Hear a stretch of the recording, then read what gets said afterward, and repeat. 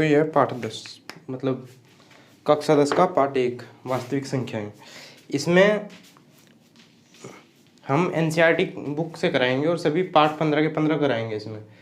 तो पार्ट 1 में जो नाम है इसका वास्तविक संख्याएं, वास्तविक संख्याएं यानी कि रियल नंबर्स।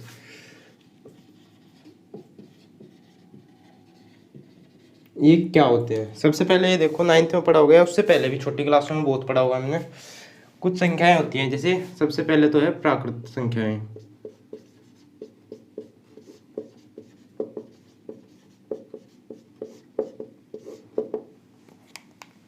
और नेचुरल नंबर्स।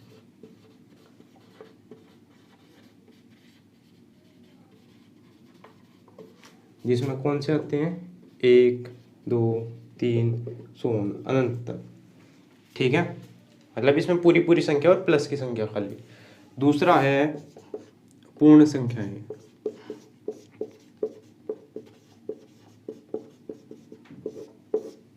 यानी कि होल नंबर्स। होल नंबर्स में सभी नेचुरल नंबर्स और प्लस 0, यानी कि 0 भी होगी और ये जितने भी नेचुरल नंबर है ये सब भी होंगे, वे सब क्या होंगे? होल नंबर्स, यानी कि पूर्ण संख्याएं। अब तीसरा है पूर्णांक,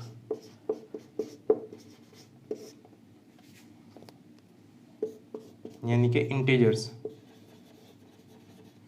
इंटीजर्स में क्या होते हैं? इसमें नेगेटिव संख्या भी होगी, नेगेटिव इन्फिनिटी से -3 -2 -1 0 1 2 3 इन्फिनिटी। अच्छा, और नंबर 4 है परिमेय संख्याएं।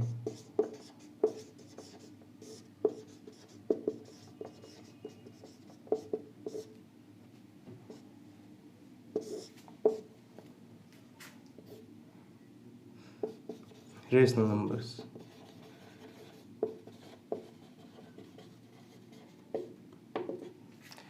इसके अंदर क्या चीज आती है? वे सारी संख्याएं जो a/b के रूप में लिखी जा सके, जहां पे a और b से है अभाज्य है और b 0 के बराबर नहीं है। इसका मतलब यानी कि ए और बी सहभाज्य, सहभाज्य मतलब जैसे ये है 7 और 8, अगर हम इसको 7/8 के रूप में लिखे, ये एक परिमेय संख्या है। क्यों? क्योंकि ये दोनों सहभाज्य है। सहभाज्य का मतलब है जो आपस में एक दूसरे को कुछ नहीं काटती, यानी कोई भी ऐसी संख्या नहीं है जो दोनों को काट दे। एक के अलावा कुछ भी ऐसी संख्या नहीं है। अब जैसे ये है 8/16, तो ये आपस में कट रहे हैं। अब ये परिमेय संख्या नहीं है, ये खाली एक भिन्न है। अगर हम इसको काट दें, जैसे 8 से ऊपर और 8 से एक बार 2 बार, तो 1/2, अब ये एक परिमेय संख्या बन गई। भिन्न तो वो भी है और ये भी है, लेकिन ये परिमेय संख्या नहीं है और ये परिमेय संख्या है। जब तक ऐसी संख्याएं नहीं बन जाती कि ऊपर नीचे कुछ भी कट नहीं सकता, कुछ भी भाग नहीं हो सकता, तब हमारी क्या हो जाएगी? परिमेय संख्याएं। और b = 0 नहीं हो सकता, यानी कि नीचे वाली जो चीज है, ऊपर वाला अंश और नीचे वाला हर, न्यूमरेटर और डेनोमिनेटर। डेनोमिनेटर जो है, जो हर है, वो कभी भी 0 नहीं हो सकता, ठीक है। अच्छा, उसके बाद देखो, उसके बाद है 5वां अपरिमेय संख्याएं।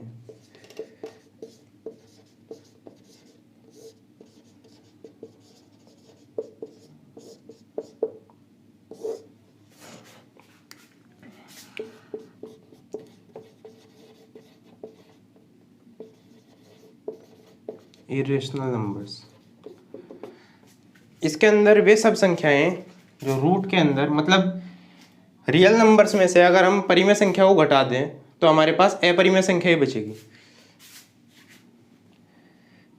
कैसे बोलेंगे? जैसे रूट के अंदर कोई भी प्राइम संख्या यानी कि अभाज्य संख्या, √2, √3 और पाई भी हमारा क्या है? अपरिमेय संख्या में ही आता है।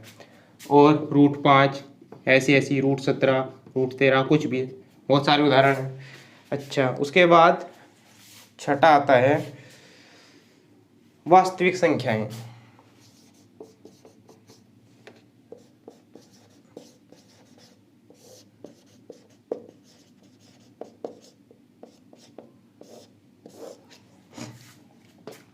Real numbers.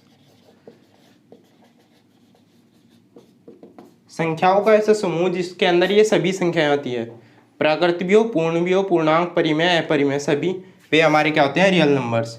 रियल नंबर्स में सब कुछ होता है, जैसे जीरो भी होगा, नेगेटिव के नंबर्स भी हो गए, नेगेटिव का फ्रैक्शन भी होगा, और हमारा रूट का भी होगा, पाई भी हो गया, प्लस के भी हो गए, प्लस का फ्रैक्शन भी हो गया। ये सब के सब कैसे होंगे, हमारे वास्तविक संख्या है, रियल नंबर्स। अब इसके अलावा एक और है,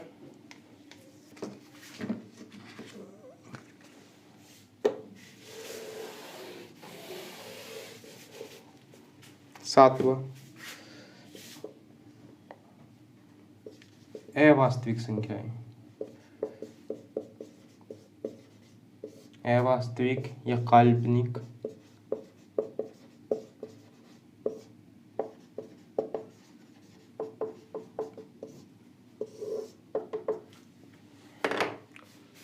ये होगा हमारा इमेजिनरी नंबर।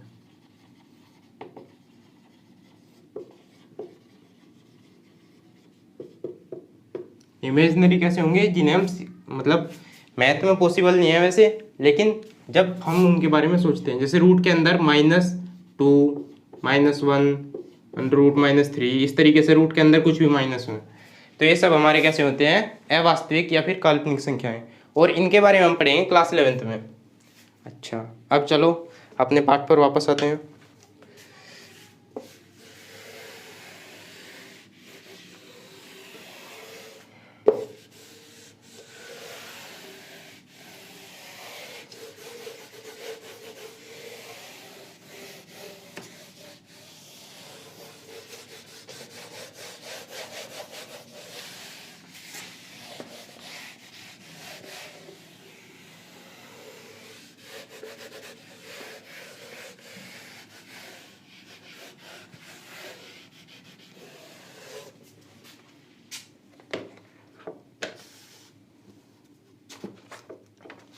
इस पाठ के अंदर भी हम केवल दो चीज पढ़ेंगे, एक तो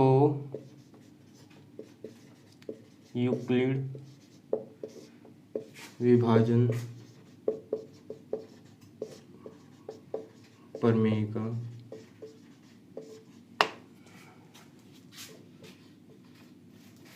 यूक्लिड्स डिवीजन लेमा और थ्योरम।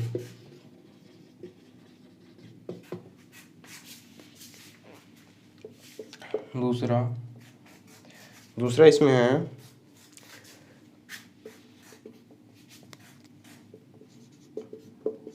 अंकगणित की आधारभूत प्रमेय का।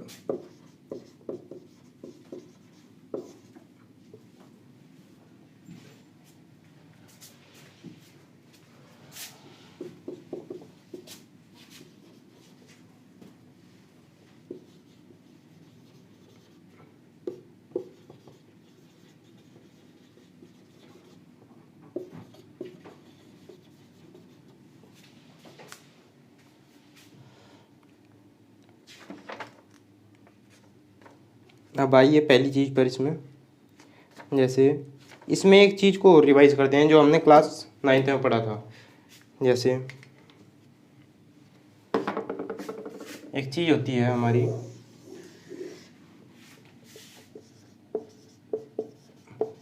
दशमलव सार, ठीक है। जैसे 7/2 है हमारे पास, अगर हम इसको भाग कर दे 2 से तो हमारा क्या आ जाएगा, 3.5 आ गया। दशमलव के पीछे के अंक के फैलाव को ही हमारा दशमलव सार कहलाता है, ठीक है। जैसे इसमें दशमलव के पीछे केवल एक ही अंक आया। अब ऐसे ही हम देख सकते हैं, अगर हम 7/4 कर दें तो क्या होगा, 0.4 एकम 4, 3, 4, 28, 4, 5, 20, ये आ गया हमारा। अच्छा, इसमें दशमलव के पीछे 2 अंक है। अब ऐसे ही अगर हम कर दें, जैसे 4/3, इसको देखो, 3 एकम 3, 1 3 3 9 3 3 9 3 3 9 ऐसे आता जाएगा। इसमें दशमलव प्रसार ही हो गया हमारा। इसका दशमलव प्रसार अनंत है, यानी कि बस चलता ही आता है दशमलव प्रसार। अगर चलता जाता है दशमलव प्रसार तो उसको बोलते हैं अशांत। और अगर दशमलव प्रसार कहीं पे भी समाप्त हो जाए, एक अंक के बाद, 2 के, 3 के, 4 के, 5 के, 6 के, कितने के भी बाद अगर अंत हो जाए दशमलव प्रसार तो उसको बोलते हैं शांत प्रसार, और वो होगा अशांत प्रसार। अच्छा, अब इसके बाद अब एक तो होता है, जैसे एक चीज और देखो, जैसे पाई है, ठीक है, पाई का जो दशमलव प्रसार है वो इस तरीके से 3.141 6 और कुछ, मतलब बहुत सारे अंक हैं, अनंत अंक है इसके पीछे, और कोई भी अंक रिपीट नहीं होता, यानी कि वापस से नहीं आता। जैसे 1 4 1 6 आ गया तो वापस से 1 4 1 6 कभी नहीं आएगा इसमें। अलग अलग तो हो जाएंगे, मतलब जैसे यूँ आ गया 7 2 3 1 3 4 5, इस तरीके से तो आ जाएंगे, लेकिन 1 4 1 6 इस क्रम में नहीं आने कभी भी, ठीक है। तो ये होता है अनावर्ती।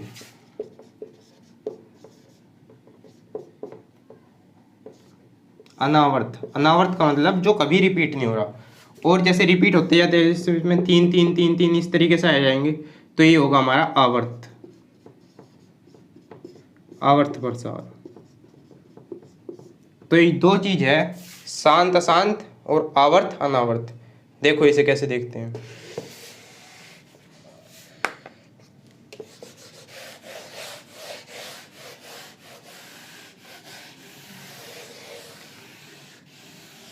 इनका इस्तेमाल कुछ ऐसा है कि किसी संख्या के दशमलव प्रसार को केवल देखने के बाद ही हम ये बता सकते हैं कि वह संख्या परिमेय है या फिर अपरिमेय। जैसे नंबर 1, यदि दशमलव प्रसार डेसिमल एक्सपेंशन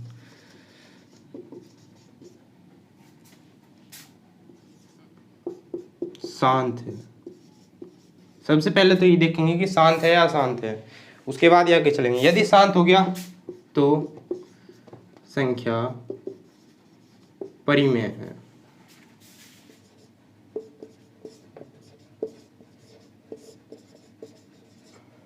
नंबर 2, यदि दशमलव प्रसार अशांत है। अशांत अगर है तो उसके बाद हम ये देखेंगे कि आवर्त है या नहीं है। अशांत और आवर्त है या आवर्ती लिख सकते हैं हम इसको, आवर्ती है तो संख्या परिमेय है, तो भी परिमेय होगी। तीसरा और अंतिम, यदि दशमलव प्रसार अशांत और अनावर्त है,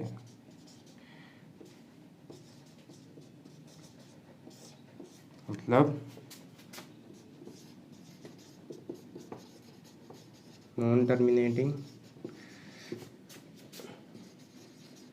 नॉन रिकरिंग,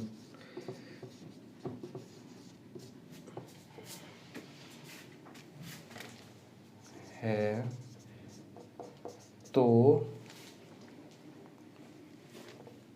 संख्या अपरिमेय है।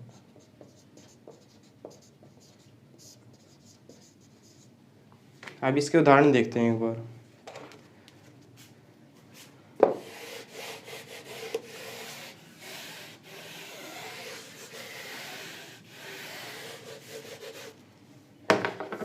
देखिए, जैसे एक संख्या है 1.73, ये पहला है। एक संख्या होगी हमारे पास 1.7324 इतनी। एक होगी हमारे पास 0.333333 सोन, यानी कि ऐसे ही 3333। अच्छा, और हमारे पास एक संख्या हो गई ऐसे कि 0.345345 इस तरीके से। एक हमारे पास होगी ऐसे 0.010000010001 सोन, इस तरीके से। तो अब देखिए ये पहली संख्या देखो, इसका दशमलव प्रसार कैसा है, शांत। तो शांत अगर है तो शांत में तो एक ही चीज़ देखनी है हमें, शांत। तो ये कैसा हो गया, परिमेय संख्या। ये हमारी रेशनल संख्या होगी, यानी कि परिमेय संख्या, रेशनल नंबर।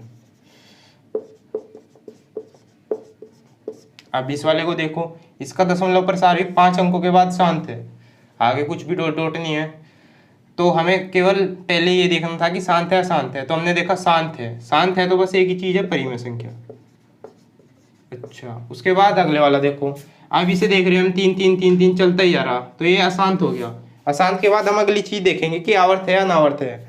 अब इसमें केवल 3 ही 3 आ रहा, वापस से बार बार बार बार 3 ही 3 आ रहा, 3 3 3 3 ऐसे। तो मतलब अशांत तो है लेकिन आवर्त भी है, अशांत और आवर्ती। अशांत आवर्ती कैसे होते हैं, परिमेय।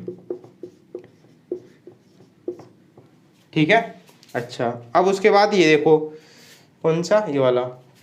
इसमें पॉइंट के बाद 3 4 5 3 4 5 3 4 5 और डॉट डॉट डॉट, यानी कि आगे भी ऐसे ही है 3 4 5 3 4 5 इसी तरीके से है। लेकिन हम इसमें एक चीज़ तो देख ली हमने कि ये अशांत है। कैसा, अशांत। लेकिन इसमें हमेशा 3 4 5 3 4 5 3 4 5 और आगे भी ऐसे ही 3 4 5। तो ये आवर्त हो रही है 3 संख्याओं की। तो अशांत तो है लेकिन आवर्त है। ठीक है, अशांत आवर्ती। और ऐसी संख्या भी क्या होगी, हमारी परिमेय संख्या। ठीक है। अब ये वाला देखो, इसमें पॉइंट के बाद 0 1 0 0 1 0 0 0 1 और फिर ऐसे ही 0 0 0 0 1 और फिर सो ऑन।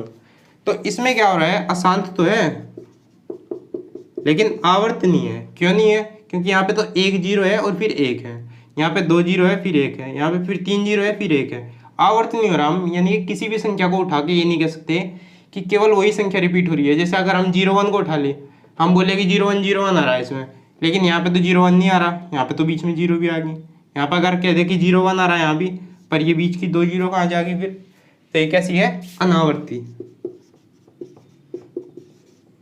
ठीक है, और ये कैसी होगी, अपरिमेय। ठीक है, ये संख्या कैसी होगी, जब अशांत होगी और अनावर्ती होगी तो अपरिमेय संख्या। ठीक है, ये होगा हमारा दशमलव प्रसार के बारे में।